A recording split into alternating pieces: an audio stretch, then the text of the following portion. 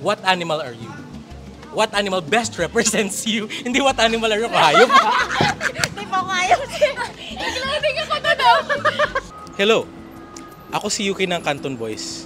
Nandito tayo para magtanong ng mga tanong sa ating mga pagtatanungan. Let's go? Let's go.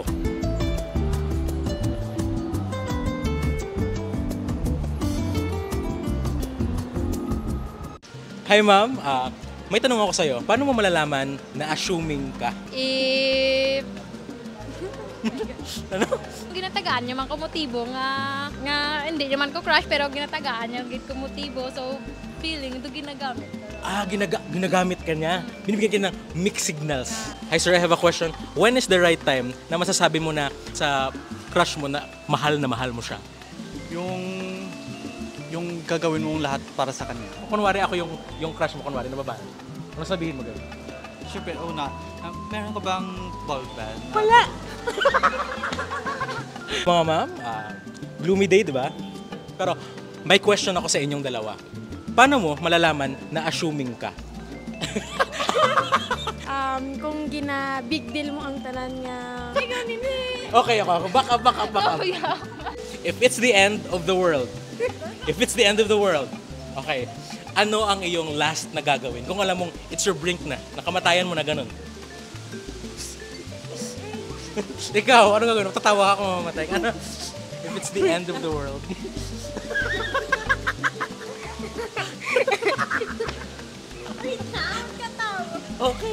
Okay, sige, go.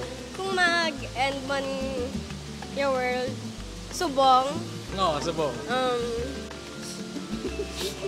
pangitaon ko si crush Din si crush mo sa copies. sa kapis. Ikaw, ma'am. Ay, hindi ka na. Okay. Hindi na siya makasabi. Paano mo malalaman na binibigyan ka lang ng lalaki ng mixed signals at paano masasabi na hindi siya seryoso sa'yo? May personal experience ka ba? Pwede rin. Kung hindi mo masasabi, Like, ginapahalagahan ka lang kung ginahimo ka nga second choice. second choice. Like, Walang option. pagkatapos na siya mag-good night dun sa girlfriend niya, ikaw naman na best friend yung ano. It's a chat. If it's the end of the world, ano ang gagawin mo? Oh my God. Spend Diba? my time with my family and friends siguro po. Ako siguro magpe-pray na lang. Tama naman. Tama naman. If ikaw na lang natitira sa mundo, ano ang gagawin mo? Like, nawala ang lahat biglaan, anong gagawin mo? Wala, matutulog lang. Alright, thank you. What animal are you? What animal best represents you? Hindi what animal are you, hayop. Hindi po kaya. Naglating ako na daw. Sa akin siguro dog. Kasi may hilig ako sa dog. Paano ang sound ng dog? Medyo clingy kasi ako kaya siguro. Aki. Dog. Clingy ka? Bakit yung dog clingy ba? Yung hanap mo sa lalaki. Akala ko aso, ba't ganun? Ikaw, ano kang animal? Siguro- Represents you pala. Pinalo. Siguro kung may dragon pa ngayon, dragon. Ano yung sound ng dragon? Roar. Wala kayo may roar.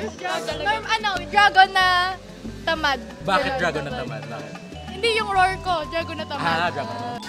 Next question. If you are an animal, what animal are you and why? Dog. Bakit dog? Pwede mo pakita yung sound ng dog? Paano kung maging dog? Arf, arf. Alright. Bakit dog? Bakit arf, arf? Wait lang. Kay kung Bisaya, ugali ka mga dogs like woman. So, babae lang, man. like daw tao man sila. Paano mo? Nagsasalita ba yung aso? No. Okay. Sige, down or up. Alright, thank you. Sports. Thank you.